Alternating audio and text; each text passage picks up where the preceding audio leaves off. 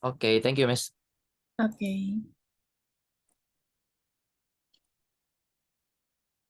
Oke ya. Nah, kemarin terakhir kita sudah ini ya yang apa namanya mencari grafik kan ya kemarin. Jadi mencari grafik polinomial. Nah, jadi ada beberapa tahapan ingat untuk mencari grafik polinomial karena ini memang ada salah satu poinnya ya tadi. Jadi nanti benar-benar mungkin soalnya kamu ya disuruh mencari grafik polinomial kayak gitu.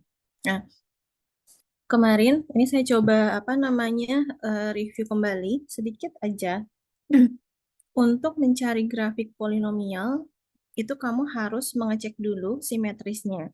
Nah, tapi sebetulnya untuk mengecek apakah dia simetri atau tidak itu tidak terlalu apa istilahnya tidak terlalu krusial ya gitu.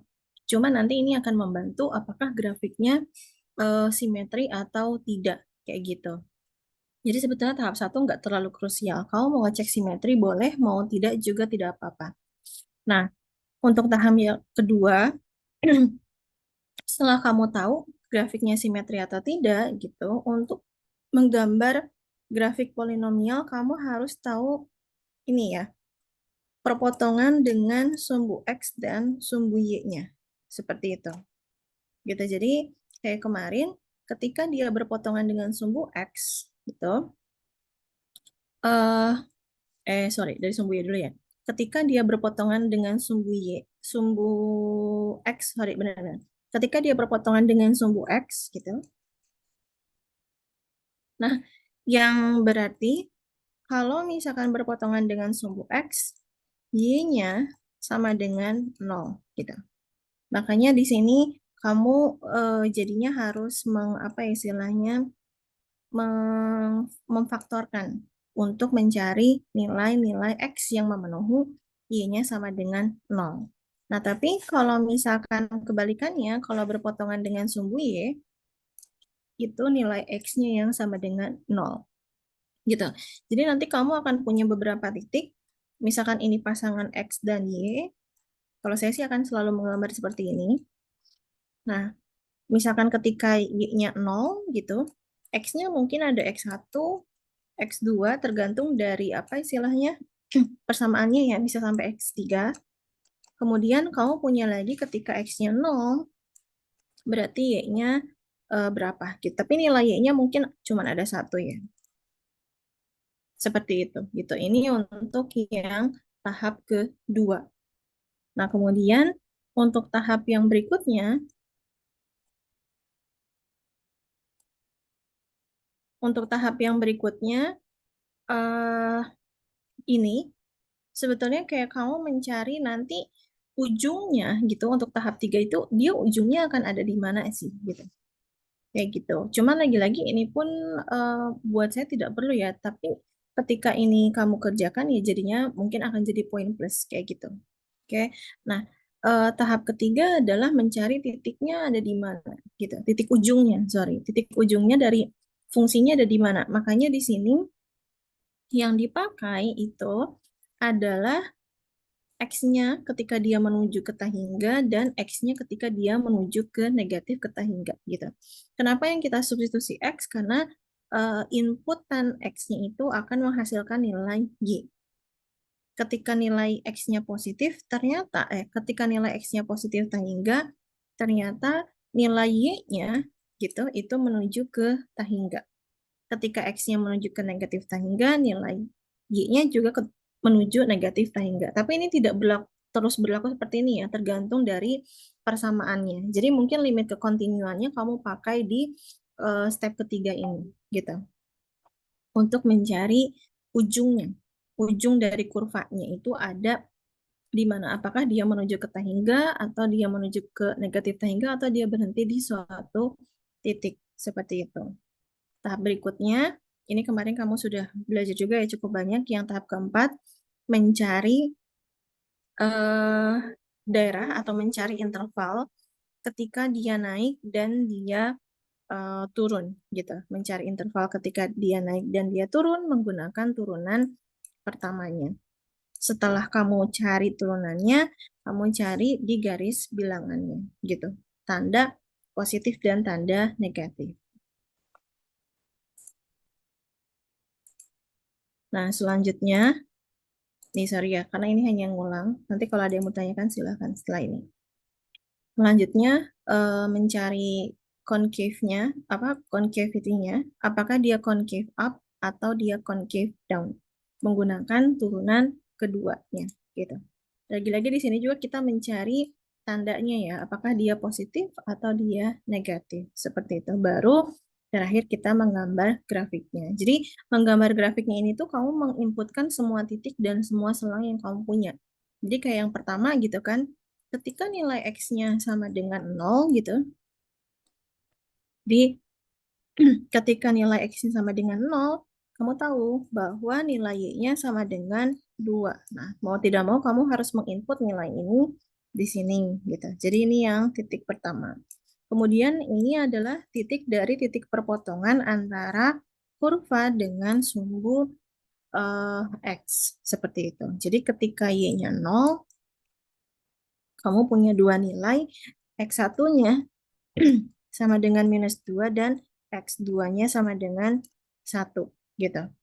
Dan ini dari mana? Minus 1 dan minus 1,4 dia dari nilai minimum ya. Nilai maksimum dan nilai minimum gitu. Itu kamu peroleh di kayaknya di yang sebelumnya. Ini. Jadi kamu punya titik minus 1 dan 1 gitu.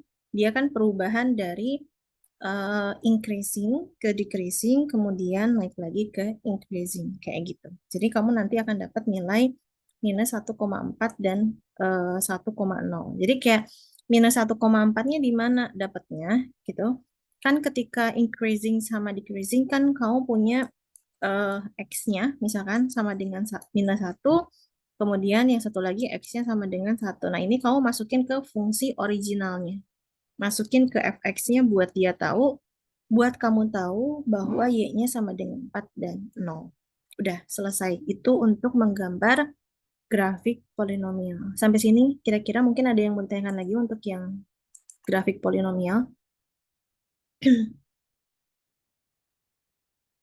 Jadi sebetulnya untuk grafik polinomial eh, ada walaupun dia ada beberapa step ya, tapi step 1 sama step 3 tadi untuk mencari simetri dan untuk mencari ujungnya di mana itu sebetulnya itu nggak terlalu krusial. Jadi yang paling krusial itu step 2, kemudian step 4 ya, mencari concave-nya, mencari increasing decreasing intervalnya sama yang step 5.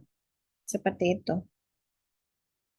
Terus tadi tentunya ketika kamu mencari nilai dari yang keempat gitu, nilai yang ini kan akan muncul inflection point ya. Jadi jangan lupa kemarin definisi dari inflection point-nya. Jadi di inflection point-nya itu juga kamu harus cari kayak gitu.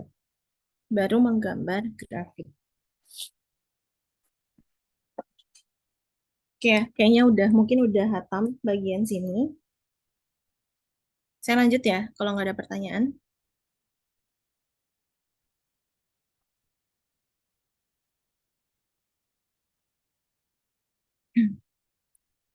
Saya lanjutkan ke nih, nilai ekstrema. Ini kemarin nilai ekstrema sudah dijelaskan juga, cuman saya nggak akan lihat sebelah sininya. Saya mau ini ya, mau ngasih tahu cara mencarinya aja. Sebentar.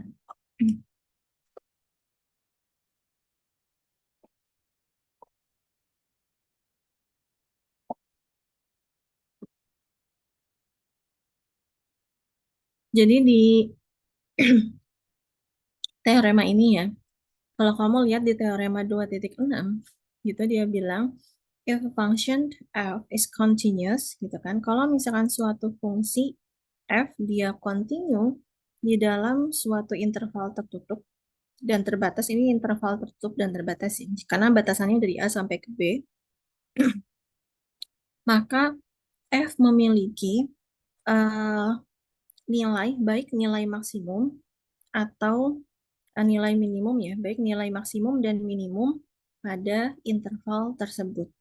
Seperti itu. Nah, kalau misalkan di interval tertutup gitu, dia juga bukan hanya ini ya. Kalau misalkan F-nya continuous gitu, pada interval tertutup dan terbatas AB, maka si nilai ekstremanya dari F mungkin bisa terjadi di endpoints-nya, di titik ujungnya. Jadi misalkan di titik A atau di titik B. Atau bisa juga dia berada di dalam intervalnya. Jadi suatu nilai misalkan ada interval A, ini kan dia tertutup ya, sama B, nah nilai maksimum atau minimumnya tuh bisa terjadi di sini. Tapi bisa juga terjadi di nilai yang lain yang ada di dalam sini gitu. Itu maksud dari teorema 26. Dan di teorema 27, kalau F memiliki suatu nilai ekstremum ya, jadi suatu absolute ekstremum pada interval terbuka A, B, maka nah, em, di interval tersebut kita bakal punya suatu critical point dari fungsinya gitu. Jadi kemarin kan ada critical point, ada nilai maksimum, ada nilai apa relatif maksimum, relatif minimum. Nah, itu sebetulnya aturannya sama, cuman apakah dia di selang tertutup atau di selang terbuka. Biar lebih paham, kita lihat contohnya. Eh ini ya sebetulnya di sini tujuan kita ya, tujuannya teorema 26 sama 27 itu adalah untuk mencari absolut ekstremanya atau untuk mencari nilai maksimum dan minimumnya gitu. Nah, di sini untuk mencari apa istilahnya nilai ekstremanya ada 3 tahapan. Yang pertama kita tentukan dulu semua critical point. Jadi gini. Kita tentukan dulu semua critical pointnya. Nah, kemudian step kedua gitu, kita mengevaluasi semua nilai F di critical point-nya, kemudian di titik ujungnya, yaitu di A dan B. Kemudian yang ketiga, nilai yang paling besar di tahap kedua itu adalah absolut nilai ini ya, nilai maksimumnya, dan nilai yang paling kecil gitu di interval tersebut adalah nilai minimumnya. Jadi yang mau kita cari di intervalnya dari fungsi yang diberikan itu adalah nilai maksimum dan nilai minimumnya. Contohnya,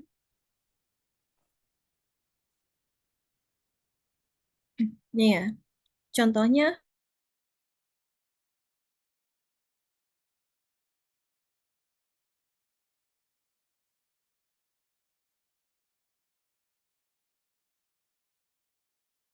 2x pangkat 3 dikurangi 15x pangkat 2 ditambah dengan 36x di dalam interval ini. Jadi intervalnya 1,5. Kok 1,5? Sorry. 1 sampai 5. Nah, kemudian kamu disuruh ditanyakan di mana gitu nilai ini akan terjadi. Nah, sekarang karena dia polinom ya, kalau polinom itu dia continuous dan dia bisa diturunkan di titik manapun, dimanapun. Nah, berarti critical point-nya gitu hanya ada di titik stasionernya. Jadi terjadi titik stasioner itu maksudnya apa? Titik yang ada gitu, titik yang nantinya muncul ketika turunannya sama dengan 0 gitu. Jadi di sini ketika turunannya sama dengan 0. Nah, ketika turunannya sama dengan 0, kamu cari turunannya kan dia 6 kalau dari sini ya. Saya turunin dulu ya biar nggak bingung. Kita punya fx-nya adalah 2x pangkat 3 dikurangi 15x kuadrat ditambah dengan 36x sehingga turunannya adalah 6x kuadrat gitu kan dikurangi dengan 15x. Nah, ditambah dengan 36. Nah, dia nilainya sama dengan 0. Jadi turunannya kan sama dengan 0. Berarti kita bisa sederhanakan gitu. Misalkan kamu bagi berapa? Sorry ini 30 ya.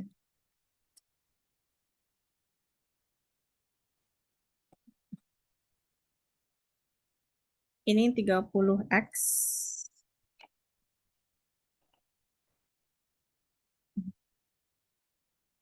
Ini 30x, ini juga 30. Nah, kalau kita bagi sama 6 gitu, dia kan sisanya tinggal x kuadrat minus 5x ditambah dengan 6 gitu.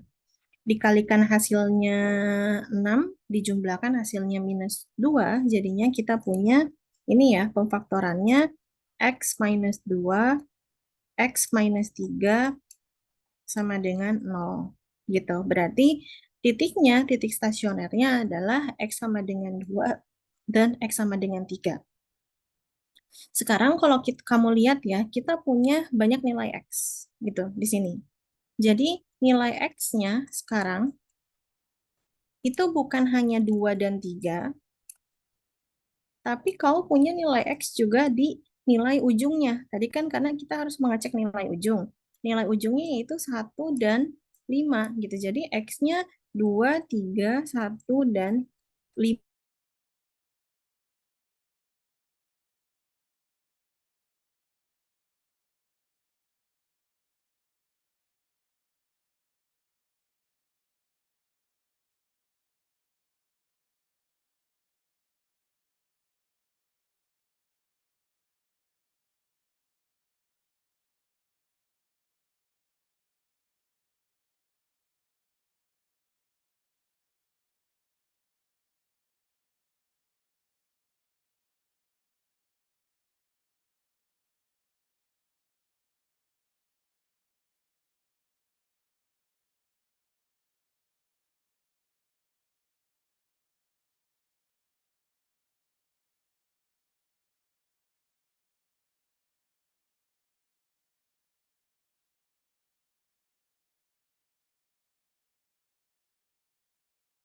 Sorry guys, keputus. Tadi sampai mana ya?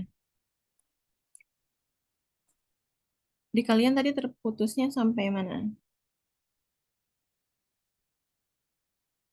Sampai itu Miss bahas akar-akar dari Ini. F. Oke, makasih. Oke ya, tadi terakhir sampai akar-akarnya. Jadi di sini kan kita punya akar-akarnya gitu. Maksudnya tadi ya, eh, langkah pertama itu kamu mencari turunannya, mencari titik stasionernya, turunannya akan sama dengan 0 gitu. Nah, nanti ketika kamu sudah dapat turunannya sama dengan 0, kamu cari akar-akarnya. Tadi ya, akar-akarnya adalah 2 dan 3. Ini tergantung dari fungsinya ya. Akar-akarnya bisa ada 3 gitu, bisa ada 2, bisa ada 1 juga.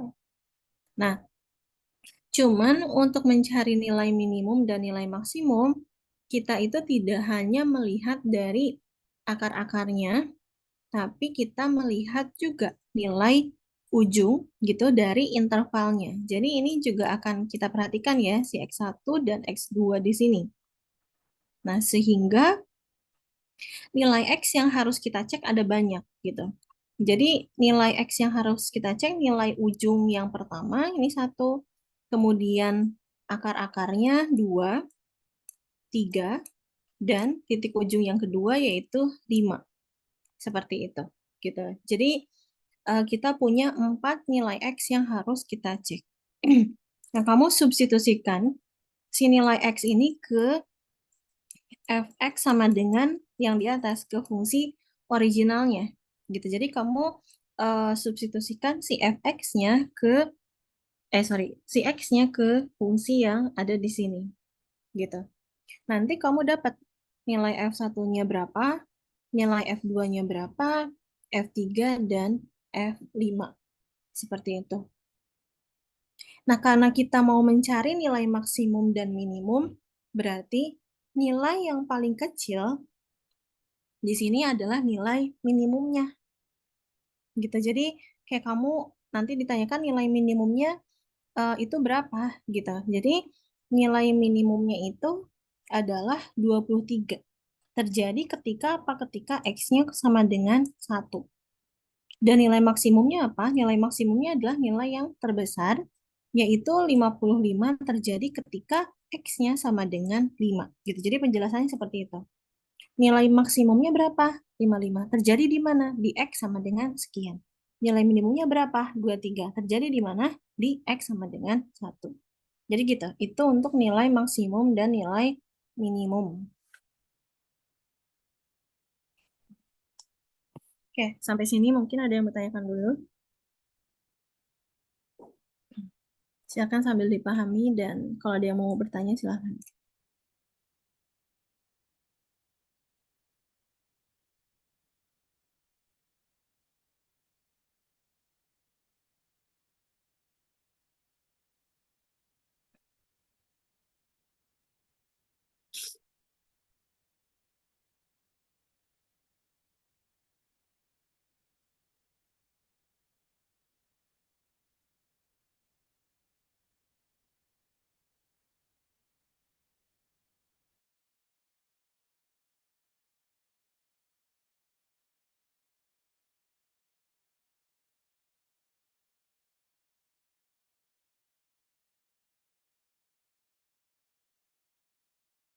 Ya, kalau tidak ada komentar, berarti saya anggap juga jelas. Nanti kalau ada yang mau bertanya, silakan raise hand aja ya.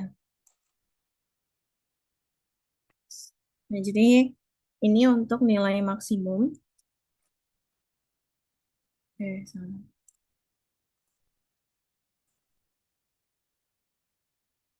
Ini juga nanti kalian bisa nyoba sendiri ya, nilai maksimum dan minimumnya di mana. Itu dengan cara menurunkannya. Ini tidak akan saya jelaskan karena akan terlalu complicated.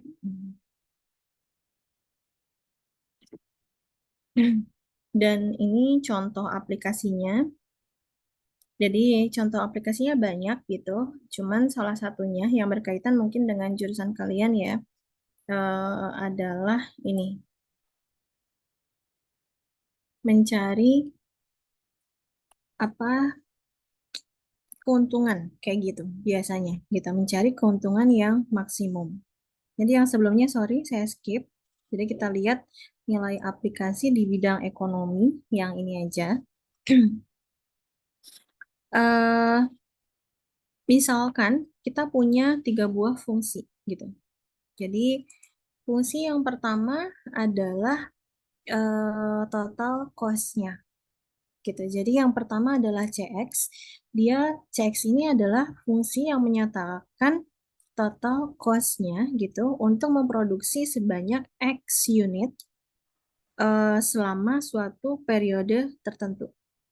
Nah, kemudian RX di sini apa? Revenue, keuntungannya. Jadi dia keuntungannya setelah menjual sebanyak X unit selama periode yang sama ya dengan CX. Selama periode tertentu juga, sorry. Nah, kemudian PX-nya di sini apa? Profitnya. Jadi profitnya yang dia dapatkan dengan menjual X unit dari produk gitu eh, selama satu periode juga. Nah, kalau misalkan semuanya itu terjual gitu, maka ketiganya itu akan berhubungan. Yaitu jadi profitnya di sini gitu, profitnya akan sama dengan eh, revenue-nya dikurangi dengan si eh, cost-nya. Sorry, ini yang diperoleh ya. Revenue itu yang diperoleh dari hasil penjualan. Jadi kayak harga jualnya, bukan harga jualnya, tapi yang kamu peroleh dari penjualan itu dikurangi dengan cost produknya akan sama dengan profitnya. Nah,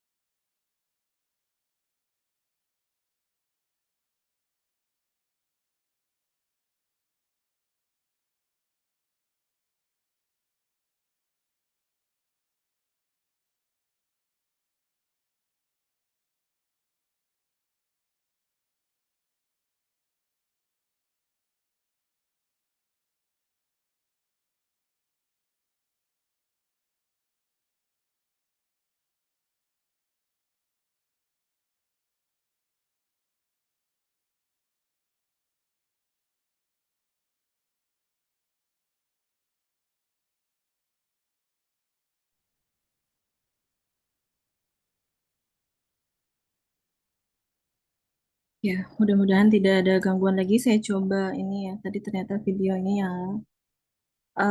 Saya coba ulangi di bagian sini. Jadi tadi ya mungkin sudah sampai ke bahwa total profit itu kita dapatkan dengan menjual sekian X gitu, dengan menjual sebanyak X produk gitu, sehingga kita mendapatkan revenue-nya, mendapatkan apa ya, istilahnya pendapatannya ya dari situ. Kemudian dikurangi dengan CX-nya. CX adalah cost dari produknya, total cost untuk memproduksi barang tersebut, gitu. Nah, kemudian kalau kamu lihat di sini, kita punya CX-nya adalah fungsi dari X ya, di mana dia didefinisikan sebagai A plus MX dan Rx-nya sama dengan Px gitu. Jadi Cx-nya A ditambah Mx dengan A itu adalah suatu cost yang konstan gitu. Jadi suatu cost yang fix gitu, termasuk misalkan insurance, kemudian rental gitu, yang pokoknya dia tidak bergantung terhadap X. Semisal kamu misal nih, kamu jualan ya, jualan coklat gitu, eh, kamu punya pabrik coklat misalkan, nah berarti di sini ada bukan dia tidak bergantung sama X-nya, tapi lebih ke misalkan kamu nggak punya tempat nih, berarti kayak tempat untuk membuat coklat tersebut di mana gitu. Tapi kalau misalkan bahan-bahannya gitu, bahan-bahannya itu masuk ke MX, oke. Nah sekarang tadi ya, di sini kan MX-nya adalah suatu fungsi yang merepresentasikan manufacturing cost gitu. Jadi dia ketika memproduksi barangnya gitu, nah itu MX-nya itu harganya gitu. Jadi suatu fungsi yang menunjukkan harga untuk sorry bukan harga, biaya ya, biaya untuk memproduksi barang tersebut. Termasuk materialnya gitu, bahan-bahan baku utamanya ya. Kemudian ininya pegawainya gitu, dan juga hal lain-lain yang berkaitan dengan proses manufaktur. Kemudian di sini kita punya P gitu. Revenue itu kan tadi di apa namanya? Revenue diperoleh berdasarkan hasil penjualan produknya. Berarti gitu kalau misalkan produknya itu adalah X, banyaknya produk ya, sorry, banyaknya produk adalah X, berarti P-nya adalah harga dari produk per unitnya. Seperti itu. Oke, jadi ini tuh lebih ke harga penjualan dan ini adalah biaya untuk memproduksinya. Nah, ini application-nya di ekonomi. Just in case ya, dia keluar. Nah, kalau misalkan kamu sudah tahu gitu kan konsep ini, dia itu sebenarnya untuk apa gitu. Jadi si fungsi ini karena kita lihat fungsi profit, ketika kita membicarakan profit, kamu kan pastinya ingin untung gitu, bukan ingin rugi. Nah, kaitannya dengan apa di turunan? Kaitannya dengan yang ini tadi, nilai maksimum dan nilai minimum gitu. Sehingga misalkan contohnya ada di sini. Suatu ini ya, pabrik gitu, dia memproduksi suatu antibiotik. Jadi ada suatu ini ya, pokoknya apotek lah intinya. Nah, dia memproduksi antibiotik yang liquid, dalam bentuk liquid. Dan dia menjualnya gitu kan, eh, seharga $200 per unitnya, bukan per satuan, jadi per unitnya. Nah, kemudian kalau total production cost-nya, jadi production cost itu ketika dia memproduksi barangnya adalah dapat dituliskan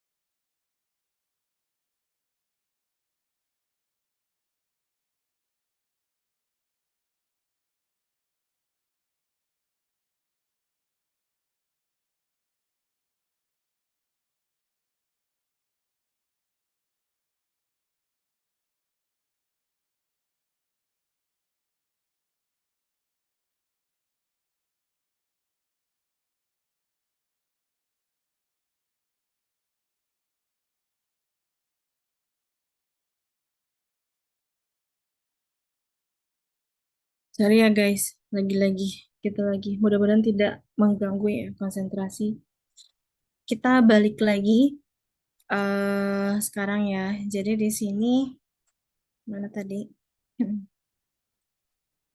Oke.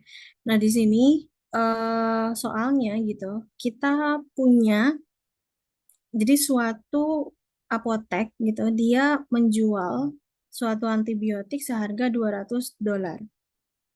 Kalau misalkan nih total production cost-nya, jadi harga untuk memproduksi barang tersebut untuk X unit adalah sekian. Jadi ini per unit ya, bukan semuanya per unit.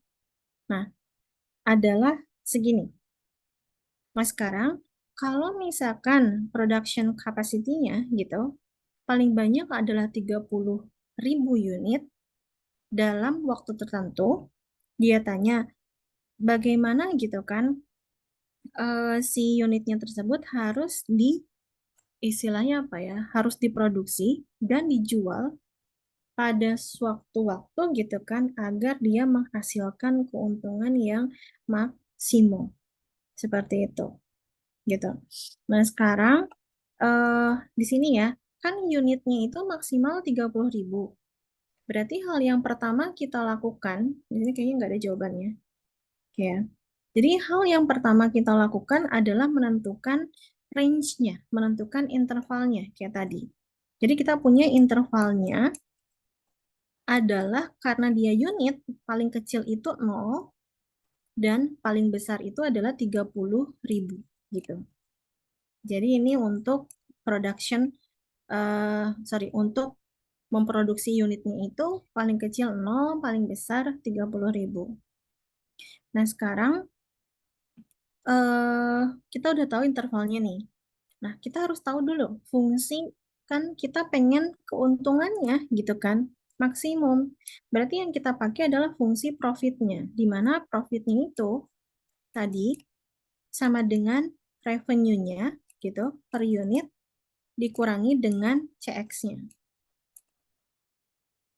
gitu. Nah, revenue-nya tadi apa? P dikalikan dengan X. Jadi RX-nya sama dengan price-nya dikalikan dengan X gitu, di mana P-nya adalah $200. Jadi kita punya bahwa RX-nya sama dengan 200X. Udah, mau masukin 200X. Nah, sedangkan production cost-nya adalah ini, 500.000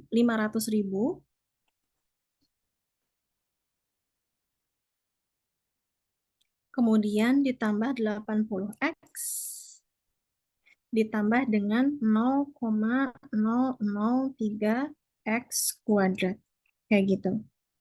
Nanti dari sini kamu cari, karena yang mau kita cari adalah keuntungan maksimumnya, berarti si P aksen X-nya akan sama dengan 0, gitu.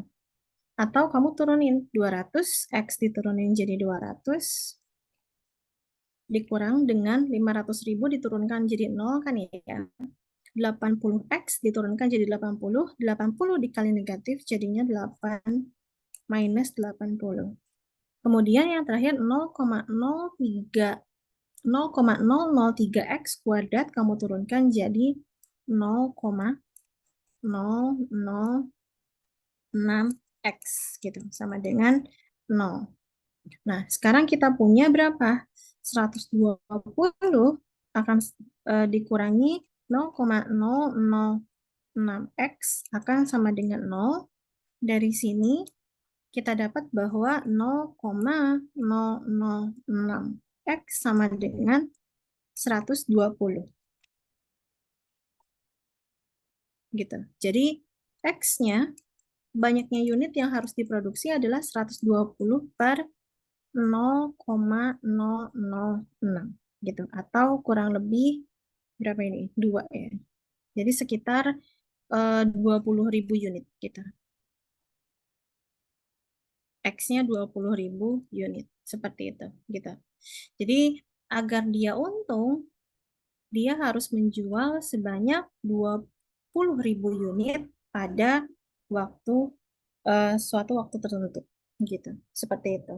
Dia, ah, nah kalau kamu lihat ya, kamu bandingkan, sorry, belum ya, ini belum, maaf maaf, ini masih belum apa namanya, yang final. Kamu tetap harus bandingkan dengan ini yang ada di intervalnya.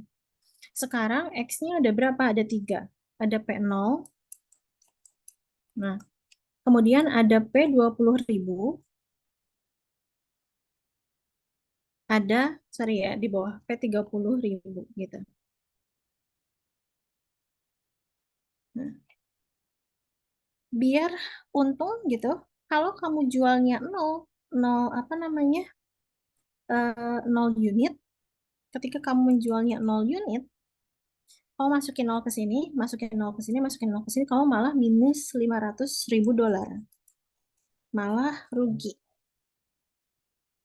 Tapi kalau kamu masukinnya 20.000 gitu, ketika kamu substitusi 20.000 unit gitu ke sini, nanti kamu hitung berapa, dan ketika kamu masukin 30.000 itu berapa. Nah, karena yang P0 itu nggak mungkin, P0 itu akan rugi gitu, jadi kamu pilih salah satu di antara ketika X-nya 20.000 dan X-nya 30.000 yang menghasilkan nilai P-nya, nilai profitnya paling besar gitu. Di, eh, di titik itulah si kita bisa mendapatkan keuntungan yang besar. Seperti itu. Oke, ini untuk yang aplikasi di bidang ekonomi untuk nilai maksimum dan nilai minimum. Jadi nilai maksimum dan minimum itu bisa dua, bisa yang ini dan bisa, ya maksudnya soalnya bisa seperti ini atau bisa yang benar-benar basic mencari nilai maksimum dan minimum dari suatu fungsi. Oke, sampai sini mungkin ada yang ditanyakan dulu nggak? Bisa saya nggak tahu kalian ngedengerin atau enggak.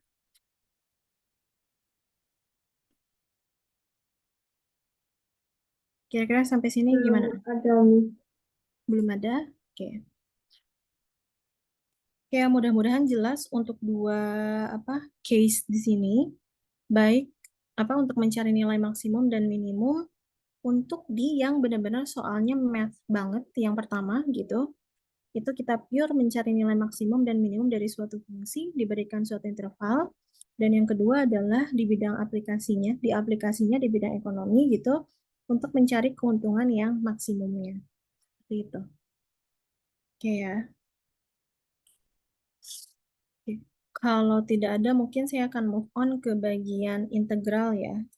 Sebentar. Hmm,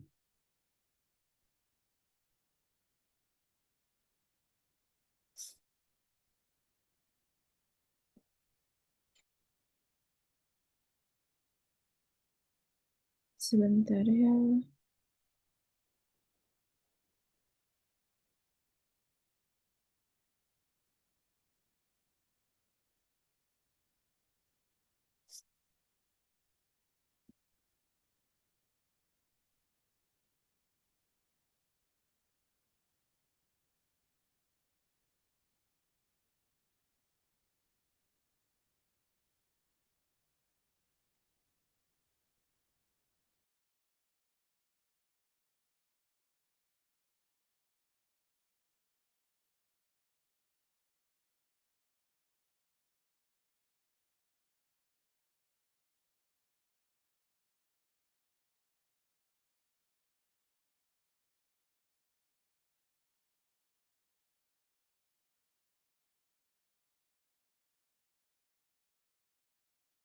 Bentar guys, saya lupa naruhnya di mana.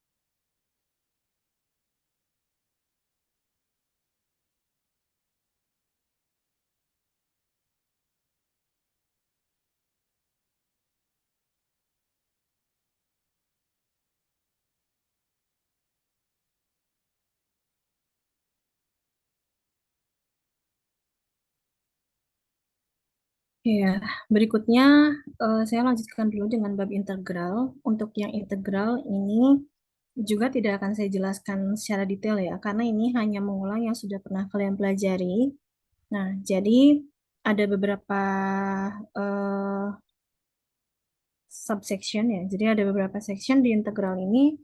Ada integral sebagai anti turunan, sifat-sifat integral, integral dengan substitusi, integral tertentu, dan integral tertentu dengan substitusi. Jadi yang 74 sama 75 itu tidak akan saya jelaskan untuk 71 sampai 73 aja. Oke. Nah, jadi kalau misalkan kamu ingat ya kemarin yang turunan integral itu kan kebalikannya gitu. Jadi kalau misalkan yang derivatif itu turunannya pangkatnya berkurang, tapi kalau misalkan integral itu tidak, dia pangkatnya bertambah gitu. Oke, sebentar. Saya mau langsung ke ini aja ya. Nah, jadi di sini sebetulnya integral ini adalah anti turunan ya. Jadi dia anti turunan. Jadi integral di sini adalah anti turunan dari turunan Y sama dengan fx. Jadi kalau misalnya kita punya suatu turunan dy dx sama dengan f aksen x, integral itu si fx-nya gitu. Jadi dia anti turunan. Nah, sekarang kalau misalkan y sama dengan fx itu diturunkan menghasilkan f prime x, nah kita punya y-nya akan sama dengan integral dari f prime x-nya itu sendiri dikalikan dengan dx. Nah, kalau misalkan tidak ada batasannya, jangan lupa kamu harus menambahkan suatu konstanta di belakangnya karena turunan dari konstanta itu nol. Jadi ketika misalkan kamu integralkan, ya integral dari nol itu kan suatu nilai gitu. Nah, untuk grafiknya ini tidak akan saya jelaskan ya. Jadi, saya jelaskan dari sini saja. Secara umum gitu, integral tersebut ketika kamu punya bentuknya kayak gini, ax pangkat n. Nah, ketika kita integralkan ax pangkat n, itu hasilnya adalah a dibagi dengan n plus 1. N plus 1 ini dari mana? Dari pangkatnya, kemudian dikalikan dengan x pangkat n plus 1 plus c. Seperti itu. Nah, sekarang gimana kalau misalkan n-nya 0? N-nya 0 juga nggak masalah. Semisal kamu punya n-nya 0, ya tetap kita pakai masukin ke rumus di sini. N-nya 0 itu terjadi ketika apa? Ketika kamu mau mengintegralkan suatu nilai, suatu skalar gitu. Contohnya kayak integral dari 2 dx gitu. Integral dari 2 dx apa? Ya, pakai rumus ini berarti 2 per 0 plus 1 dikali dengan X pangkat 0 plus 1 gitu, plus C. Jadinya adalah 2X plus C. Karena apa? Karena kalau 2X plus C diturunin, jadinya apa? 2 kan ya, gitu. Jadi eh, ini untuk yang skalar. Nah, contohnya untuk integral, misalkan kita punya integral dari 2X pangkat 5 gitu. Ya udah, kamu pangkatnya kan 5. Taruh di sini. Jadinya 2 dibagi dengan n plus 1, 5 plus 1 dikali dengan x pangkat 5 plus 1. Jadi dapatnya sepertiga x pangkat 6, jangan lupa plus c-nya. Nah, bagaimana kalau kamu punya bentuk akar seperti ini?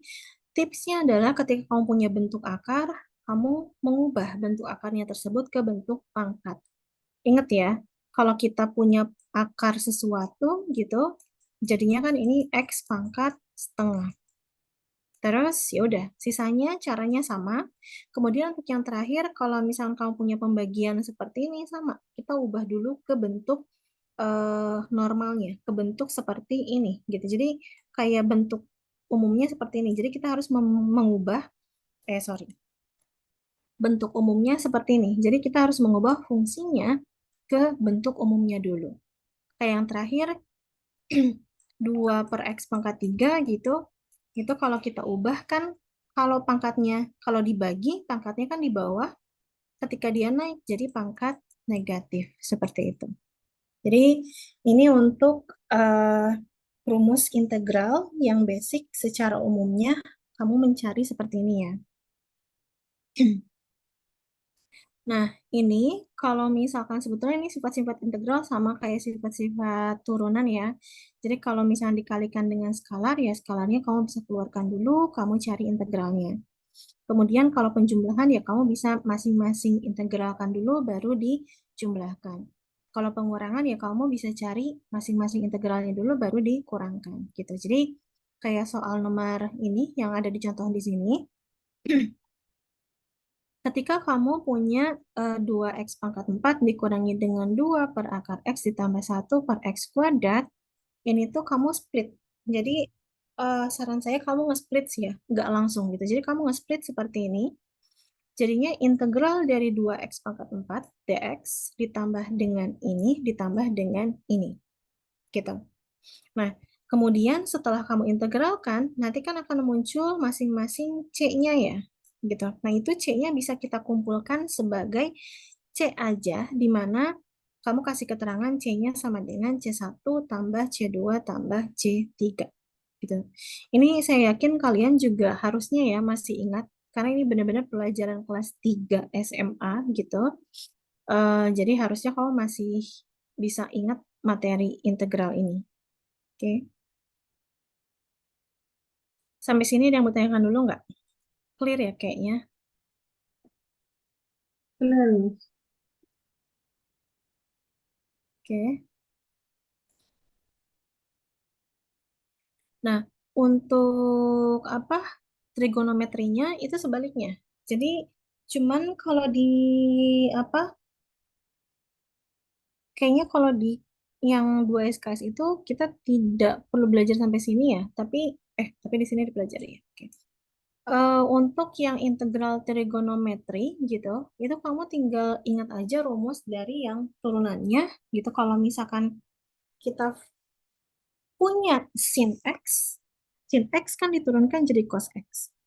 Berarti kalau cos X diintegralkan jadi sin X gitu. Terus cos X diturunkan jadi minus sin X. Kemudian, oh kalau kayak gitu integral dari sin berarti minus cos X. Dan seterusnya. Jadi ini untuk yang integral trigonometri. Nanti kamu kalau ini kayaknya dihafalin aja ya. Jadi kayak bentuknya dari poin 1 sampai ke poin ke-6 itu kalau bisa kamu bisa ingat gitu. eh, Bentuk turunannya atau bentuk integralnya. Karena kita pakai ini di integral ya, berarti nanti ya kamu harus ingat bentuk yang integralnya. Oke, cuma saya nggak tahu ya, apakah di turunan juga nanti akan muncul atau enggak. Tapi kalau misalnya kemarin pas waktu di turunan saya tidak menjelaskan bagian trigonometri, berarti di soal turunan nggak akan muncul yang trigonometri. Oke,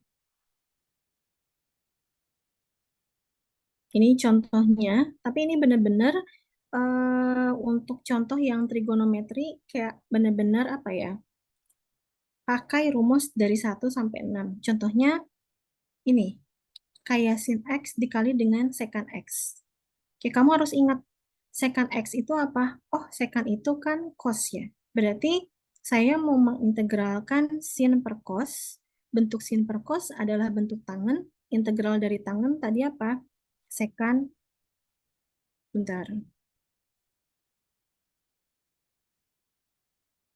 Ini kurang tepat ya. Di sini integral dari tangen itu bukan secant kuadrat. Karena di sini yang secant kuadrat itu adalah turunannya dari tangen. Jadi untuk yang nomor 1 kita skip dulu. Nah, kemudian misalkan kayak nomor 2 tangen dikali dengan cos. Karena bentuk tangen dikali dengan cos itu bentuk sederhananya tidak ada, berarti kamu harus sederhanakan si tangennya gitu. Tangennya adalah sin per cos. Terus cosnya kamu coret. Kemudian, oh integral sin tadi apa? Integral sin adalah minus cos gitu. Ya udah, berarti kamu hasilnya adalah minus cos plus C gitu. Terus kayak misalkan yang berikutnya tangen kuadrat d theta. Di sini nggak ada tangen kuadrat d theta. Nah, terus kamu harus pakai apa dong gitu. Jadi kayak kalau misalkan untuk aturan trigonometri seperti ini, nanti kamu harus ingat-ingat lagi ngebuka yang apa namanya aturan identitas gimana gitu. Yang sin kuadrat X ditambah dengan cos kuadrat X sama dengan 1. Kemudian apalagi? eh ini ya, yang tangen kuadrat X gitu. Jadi kalau misalkan kita punya ini, sebetulnya ya, ini kalau misalkan kamu bagi gitu, sama cos kuadrat X, ini kan hasilnya jadi apa? Jadi tangen kuadrat X ditambah 1 sama dengan 1/cos kuadrat X gitu. Nah, si 1/cos kuadrat X itu adalah apa? Sekan kan ya. Jadi, ini tuh sama saja bentuknya dengan tangen kuadrat X ditambah 1 sama dengan sekan kuadrat X gitu. Nah, ini kan bentuknya sama dengan yang di bawah gitu. Yang ada dari bentuk integral adalah bentuk sekan kuadrat gitu, sehingga kamu ubah bentuknya si tangan ini gitu. Yang awalnya tangan kuadrat jadinya dengan menggunakan persamaan ini dia jadi sekan kuadrat dikurangi dengan 1. Baru kamu integralkan dapat nilainya sekian gitu. Jadi untuk yang aturan integral trigonometri kurang lebih akan seperti ini ya. Cuman lagi-lagi karena kalian hanya 2 SKS, mungkin soalnya juga akan lebih sederhana gitu. Untuk yang integral. Oke. Tapi tadi saya ngasih taunya apa ya? Integralnya untuk menggunakan yang substitusi ya kalau nggak salah. Itu untuk yang trigonometri. Jadi untuk trigonometri betul-betul kamu hafalkan aja si rumus ini dan ingat kembali aturan yang ada di trigonometri. Double apa sudut, kemudian identitas seperti ini gitu dan sebagainya. Oke.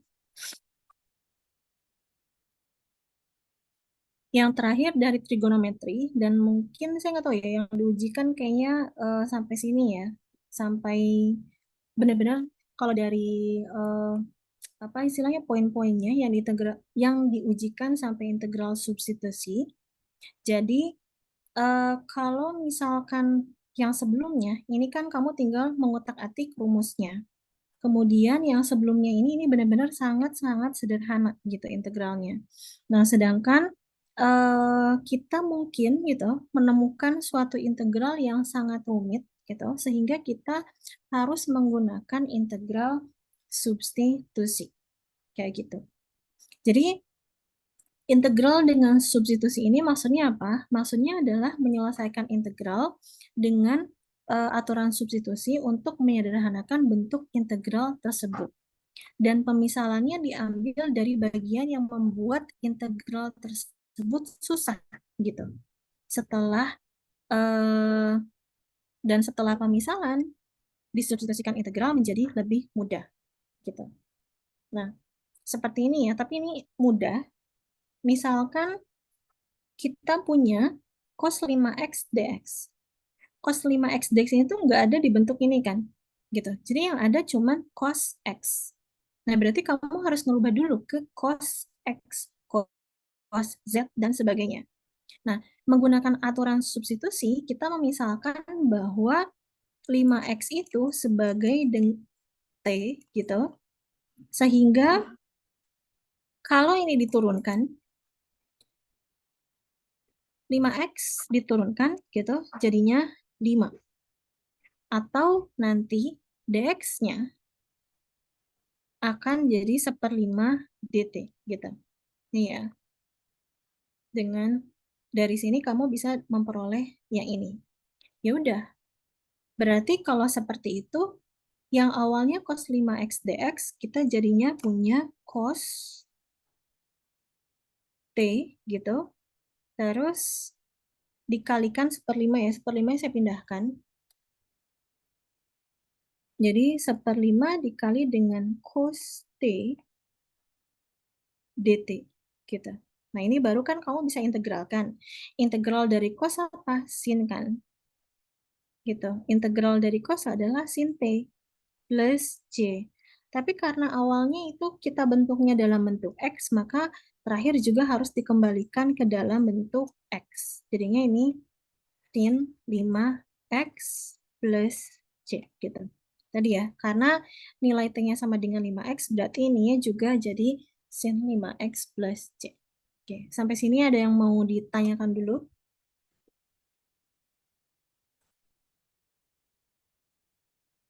Miss, ini berarti kan Mm-mm. yang 5X tinggal diganti T, terus pakai proses biasa, terus kalau sudah selesai baru T-nya diganti 5X gitu kan. Mm-mm. Betul-betul gitu. Oke. Berarti sebenarnya sama aja, cuman eh, diganti sementara, nanti kalau sudah selesai baru dibalikin lagi. Sebenarnya intinya sama aja, kayak kita menyelesaikan yang basicnya gitu, cuman karena untuk apa ya, biar dia tidak rumit gitu, kita ubah dulu ke suatu variabel baru, kemudian nanti pas waktu di akhir ya kita balikin lagi ke variabel yang awalnya, kayak gitu. Oke, terima kasih, Miss. Oke, Oh, Bu, itu tadi dari 5X ke 1/5 itu gimana, Bu? dari 5X ke 1/5, Ya. jadi kan awalnya kamu punya T sama dengan 5X nih. Nah, terus karena kan yang kita perlu di sini kita perlu DX kan ya. Ketika kita perlu DX berarti cara satu-satunya adalah kita menurunkan ke dua sisinya gitu. Jadi yang DT apa DT-nya diturunkan, mungkin ini harusnya saya tulis gini ya. Nah, si T-nya kamu turunkan terhadap X, 5X-nya juga kamu turunkan terhadap X gitu. Nah, sehingga nanti kan dari sini kita dapat apa DT DX sama dengan 5. Nah, karena yang kita perlu itu hanya dx-nya gitu. Jadi dari dx di sini kamu kalikan dengan dx dan bagi semuanya dengan 5. Jadi kita dapat dia 1/5 dt atau pindah ruas saja lah gampangnya kan. Kalau bahasa kalian akan sama dengan dx. Gitu. Serial, Oke, Bu. gimana? Paham, Bu. Oke, Makasih. sip. Ada lagi? Nah, ini kan untuk yang apa namanya? Untuk bentuk yang trigonometri ya. Nah, cuman kayak ada juga yang bentuknya kayak gini. Ketika misalkan kamu ngelihat bentuknya seperti ini, kan susah kalau diintegralkan. Tipsnya, jadi sih kalau kamu lihat aja ya dari sini. Salah satu fungsi kalau kita split X dengan akar dari 4 minus X kuadrat, salah satu fungsinya itu salah satu fungsi. Ya, maksudnya salah satu variabelnya itu pangkatnya kurang satu dari yang lainnya. Misalkan di sini X, di sini X kuadrat. Terus ada lagi nggak? Ini ya, X pangkat 3 ini X kuadrat. Terus ini juga X kuadrat, ini X. Nah, ketika kita punya permasalahan integral seperti itu, dan ini agak cukup susah, kita bisa pakai aturan substitusi. Caranya apa tadi? Pangkat yang paling besar, kalau untuk kasus seperti ini ya, pangkat yang paling besar itu kita misalkan sebagai variabel baru. Jadi, ini kalau kamu misalkan cuma bagian X kuadratnya doang akan tetap susah. Jadi, kamu harus misalin satu deret ini yang ada di dalam bentuk akarnya. Gitu. Jadi, eh, kita definisikan variabel baru yaitu U. U-nya sama dengan 4 minus X kuadrat. Jadi ini. Nah, kalau kamu turunkan, lihat ya, ketika kamu turunkan,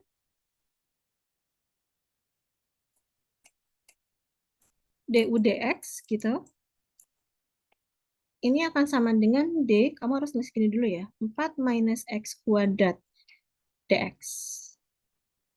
Turunan dari du dx ya tetap du dx, turunan dari 4 dikurangi dengan X kuadrat adalah minus 2X. Gitu. Jadi dari sini kita punya du dx sama dengan minus 2X. Nah, sehingga kamu nanti akhirnya memperoleh bahwa du-nya sama dengan minus 2X dx. Gitu. Oke.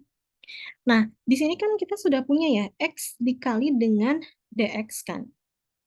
Gitu. Jadi, kayak kalau saya sih tidak merumit ya. Kalau di sini kan kayak kamu harus Di sini kamu harus mengalihkan dengan minus setengah dan sebagainya gitu. Kalau saya sih kayak ya udah, kita lihat di sini yang kita punya apa? X dengan dx gitu. Jadi kita bagi aja langsung dari sini.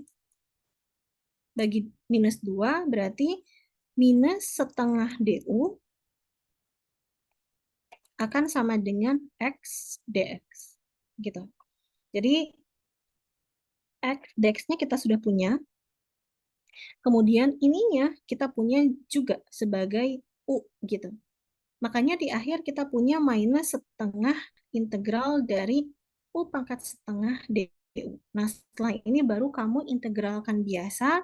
Terus karena di awal itu dalam bentuk x, u-nya kamu ganti balik dengan ini, 4 minus x kuadrat. Kayak gitu. Gitu. Atau kalau misalkan agak susah dengan apa namanya tadi ya, perhitungan seperti tadi, sebetulnya kamu bisa gini aja. Ini sebetulnya kurang valid ya, cuman sorry. Sebetulnya ini kurang tepat kalau di math gitu, cuman kamu bisa mengerjakan boleh tapi agak mendingan cara yang tadi. Tapi kalau kamu agak kesulitan, ini bisa misalkan setelah dapat DU, oh DU-nya itu kan sama dengan minus 2x dx. Berarti dx-nya sama dengan minus 1/2x du gitu. Udah, nanti kamu substitusikan dx-nya ke sini. Gitu. Jadinya kamu kali dengan minus setengah 2x du. Gitu. Ini sebetulnya tidak valid karena kita tidak boleh di dalam integral itu setelah mensubstitusi masih ada variabel yang lain. Tapi untuk memudahkan saja gitu. Ininya u, terus x-nya kamu coret. Jadi kita punya minus setengah u pangkat setengah du. Kayak gitu. Jadi ini untuk yang aturan substitusi. Sampai sini untuk yang substitusi ada yang mau ditanyakan dulu? Perkiraan saya sih ya, saya kayaknya mungkin soalnya untuk yang integral, kalau yang integral biasa kan itu akan terlalu mudah. Kemungkinan ya akan dikasihnya integral substitusi, cuman ya mungkin integral substitusi yang biasa ya, bukan yang seperti ini gitu. Jadi akan bentuk seperti ini atau bentuk yang satunya lagi gitu.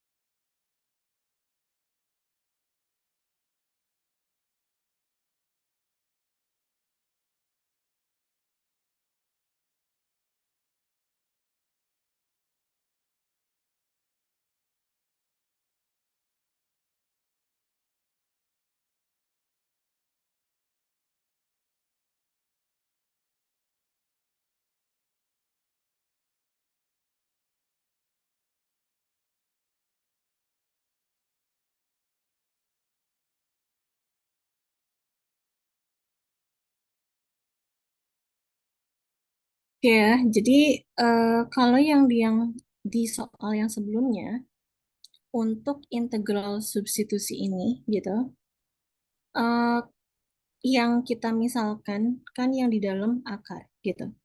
Tapi yang kita misalkan itu bukan berdasarkan dia di dalam akar atau tidak, tapi apakah dia memiliki pangkat yang tertinggi atau tidak. Tipsnya untuk integral substitusi itu seperti itu, gitu.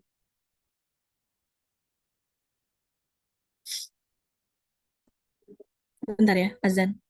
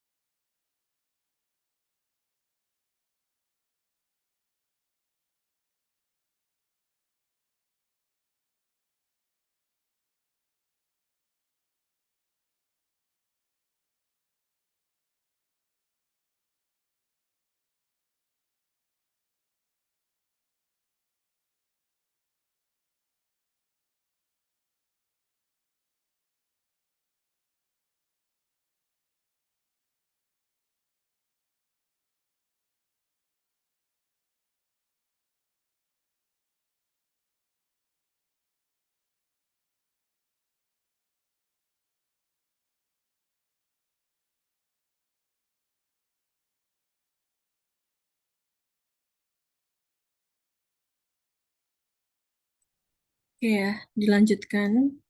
eh jadi tadi. Nah, sekarang kalau misalnya di kasus contoh 7 gitu, ini kan dia pangkat yang lebih besarnya ada di luar gitu. Jadi yang pangkat lebih besarnya justru di luar. Yang mana yang harus kita substitusikan? Apakah yang 9 minus X kuadrat atau yang X pangkat 3? Maksudnya adalah yang mana yang harus kita, apa istilahnya, eh misalkan ya gitu. Nah, di sini ya contohnya, kalau kamu mendefinisikan variabel baru untuk 9 minus X kuadrat, nanti turunannya akan jadi minus 2x. Ketika turunannya akan jadi turunannya minus 2x ini, di akhir kita masih punya x kuadrat gitu. Karena di sini x-nya pangkat 3.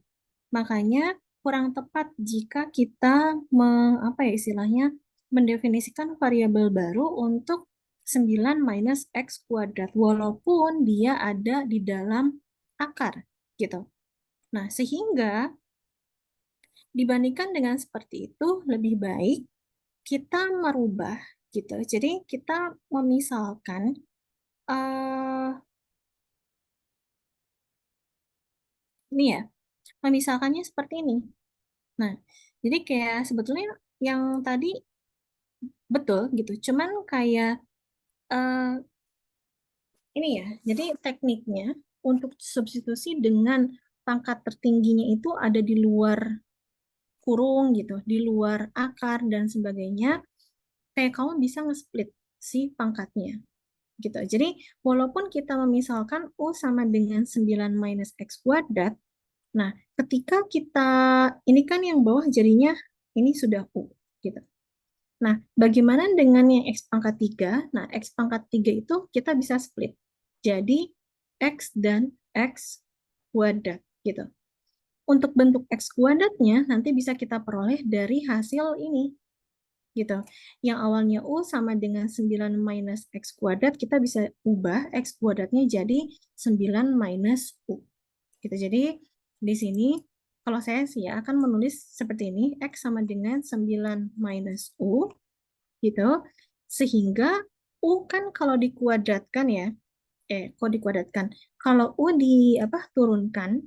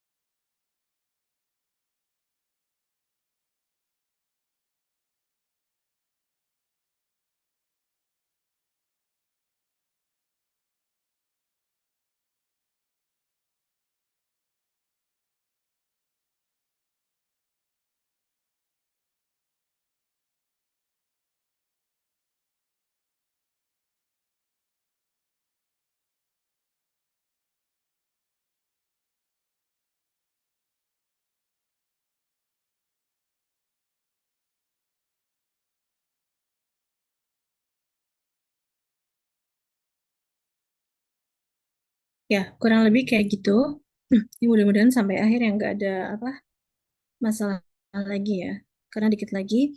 Jadi untuk yang pangkatnya lebih tinggi, baiknya kita split seperti itu kita. Tapi biasanya pangkatnya lebih tinggi juga dia bedanya hanya satu. Jadi misalnya dia di luarnya pangkat 3, dalamnya pangkat 2.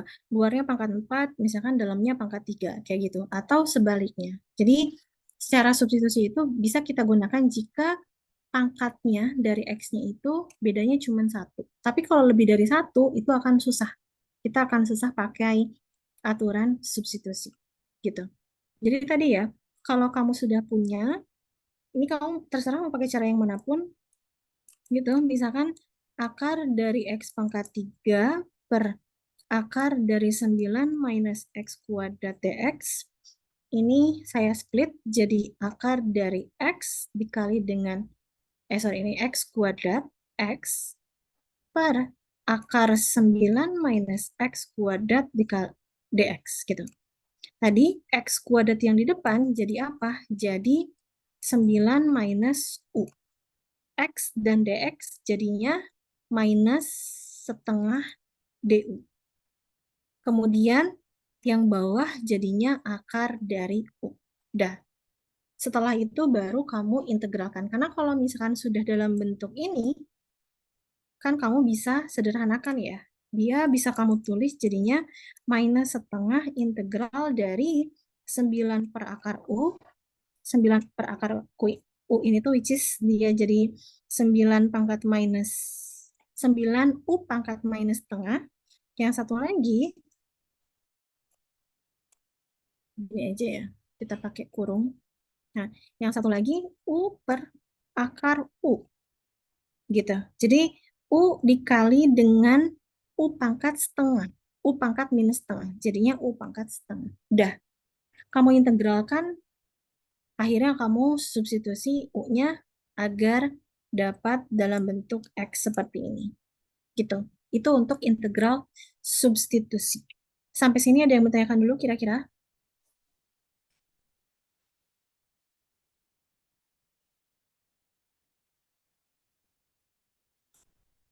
Gimana? Ada yang mau ditanyakan dulu?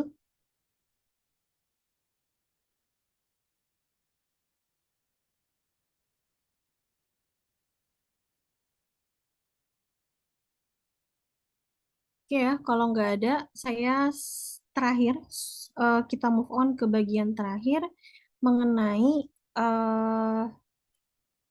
deret. Oke, ini saya yakin kamu yang integral bisa. Ini suara saya masuk kan ya? Mm-mm. Oke. Nah, bagian terakhir itu adalah mengenai barisan dan deret. Cuman saya tuh ngecek ini tuh nggak ada ya materi slide dari sumber yang lain.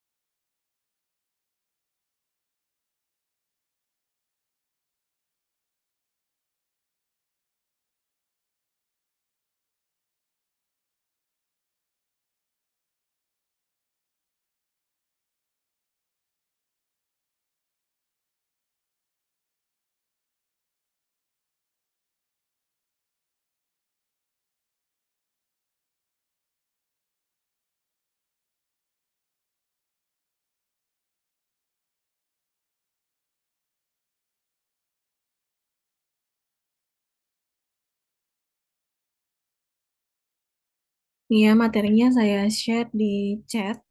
Jadi kalian nanti bisa apa ngecek gitu dari situ. Karena slide juga tidak ada. Terus kayaknya kalau yang di buku juga saya nggak tahu ya apakah dia ada atau enggak. Oke, saya lagi nggak megang bukunya. Oke, nah jadi yang bagian terakhir ini adalah mengenai uji rasio. Jadi maksudnya apa? Uji rasio ini. Jadi uji rasio ini tuh kita gunakan untuk mengetahui kekonvergensian suatu barisan. atau suatu deret ya, atau barisan gitu. Katakanlah kamu punya barisan seperti ini. 1 gitu, 2, 3, 4, 5, dan seterusnya. Gitu. Kalau di belakangnya titik-titik-titik, ini kan setelahnya kan misalkan saya tanya, setelah 5 berapa? 6. Setelah 6 berapa? 7. Tapi tahu nggak ini berhentinya di mana? Nggak tahu. Kayak gitu. Terus ketika kamu punya seperti ini juga, 1 gitu kan, setengah, sepertiga, seperempat gitu, seperlima, dan seterusnya. Tahu nggak setelah seperlima berapa? Tahu, seperenam. Tapi dia akan berhenti di mana? Itu tidak tahu gitu. Nah, jadi kita ingin mengetahui gitu nanti apakah si barisan ini tuh berhenti di suatu titik, berhenti di suatu nilai atau tidak gitu. Kalau misalkan istilahnya ya, apakah dia konvergen atau tidak gitu. Jadi kalau seperti ini kan gampang. Oh, semakin lama dia semakin besar. Oh, semakin lama dia semakin mengecil. Bayangkan kalau kamu dikasih kayak gini, 1, -1, 1, -1 gitu kan. Nah, berhentinya di mana? Apakah di 1 atau di -1? Nah, itu juga kan kita nggak tahu.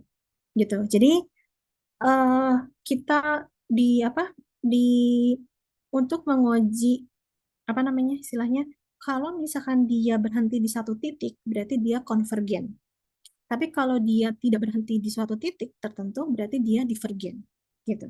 Jadi kalau dia menyebar, misalkan dia akhirnya ke sana ke sini gitu dan sebagainya, berarti dia divergen. Tapi kalau misalkan dia makin lama itu menuju ke suatu titik berarti dia konvergen gitu, seperti itu, converge gitu atau convergen. Oke. Nah, salah satu cara untuk mengetahui kekonvergensian adalah dengan menggunakan uji rasio. Jadi banyak sekali caranya gitu. Awalnya saya mau jelasin yang uji integral, tapi mungkin agak susah karena melibatkan yang integral tak hingga. Jadi saya pakai uji rasio. Nah, uji rasio ini nih ya, di sini dia bilang kan, rasio tes itu kita gunakan untuk menentukan apakah si seriesnya tadi dia converge atau tidak, gitu. Nah, cara mengetahui apakah dia converge atau tidak dengan menggunakan uji rasio adalah dengan membandingkan suku setelahnya dan suku sebelumnya, gitu. Kalau misalkan nih perbandingannya itu ada nilainya gitu. Jadi si hasil perbandingannya itu nilainya adalah rho, katakanlah. Kalau rho-nya kurang dari satu berarti dia konvergen. Kalau rho-nya lebih besar dari satu berarti dia diverge. Tapi kalau rho-nya sama dengan satu, kita tidak bisa mengambil kesimpulan apakah dia konvergen atau divergen. Jadi kalau misalnya nanti pas waktu kamu cari, ternyata rho-nya sama dengan satu, ya udah tulis aja tidak dapat disimpulkan, kayak gitu. Oke. Nah, di sini dia bilang kalau si rasio tes itu membandingkan seriesnya, jadi membandingkan jumlahan dari AN dengan geometric series. Jadi dia membandingkan antara, biasanya ya, membandingkan antara aritmetik gitu dengan geometrik. Seperti itu.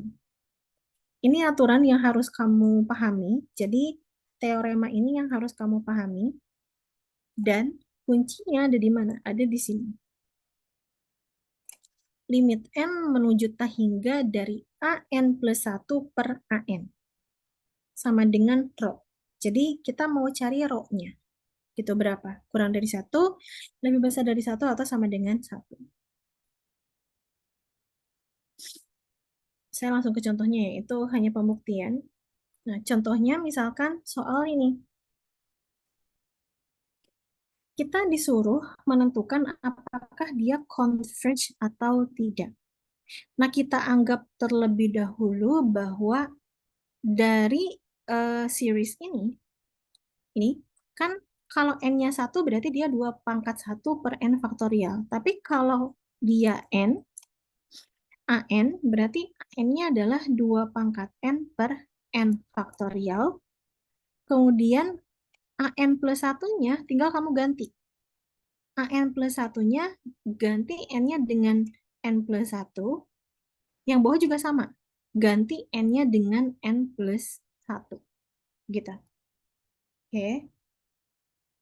Nah, sekarang tadi yang mau kita cari menggunakan rasio tes adalah perbandingan antara AN plus 1 dengan AN-nya. Baru kita cari limitnya. Makanya kenapa saya di sini mencari AN dan AN plus 1. Gitu. Nah, dari sini kamu buat dulu AN per, jadi AN plus 1 per AN-nya itu berapa?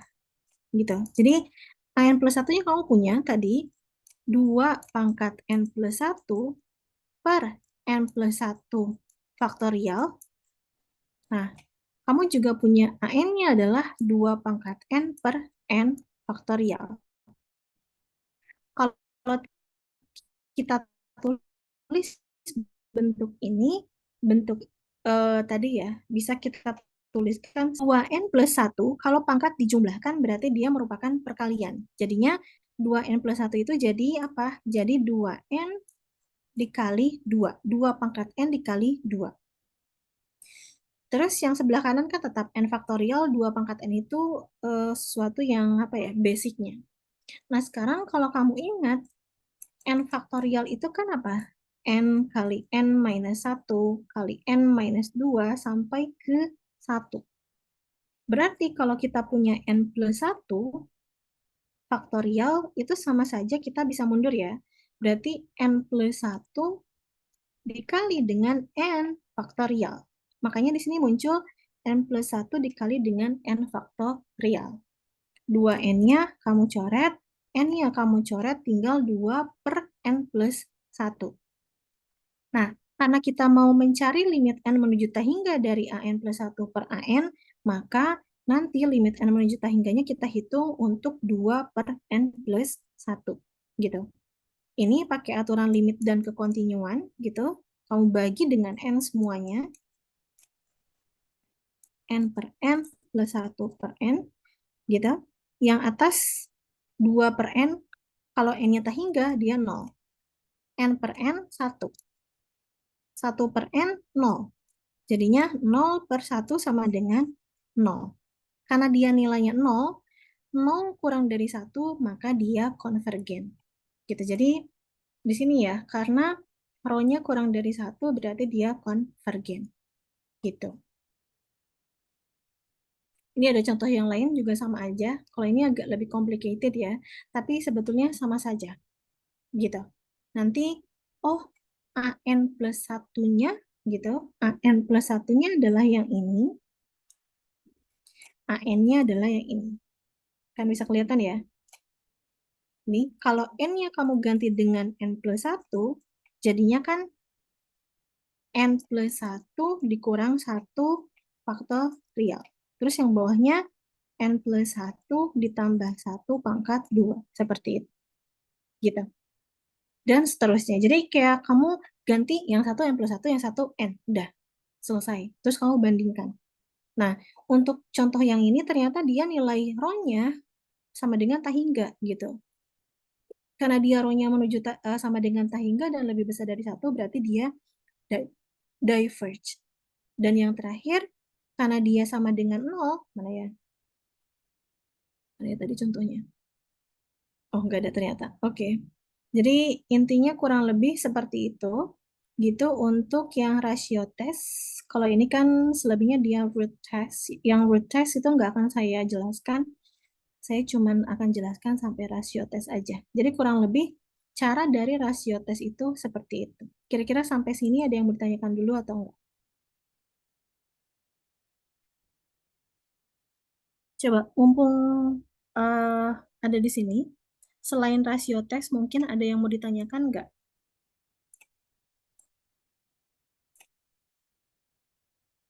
Feril, bisa dipahami yang rasio tes? Bisa dipahami, Bu. Oke. Faiz, Ahmad Faiz, ada yang menanyakan dulu? Enggak ada. Aisyah, mungkin ada yang bertanyakan? Belum ada. Belum. Balindra, Gak ada juga orangnya. Evan,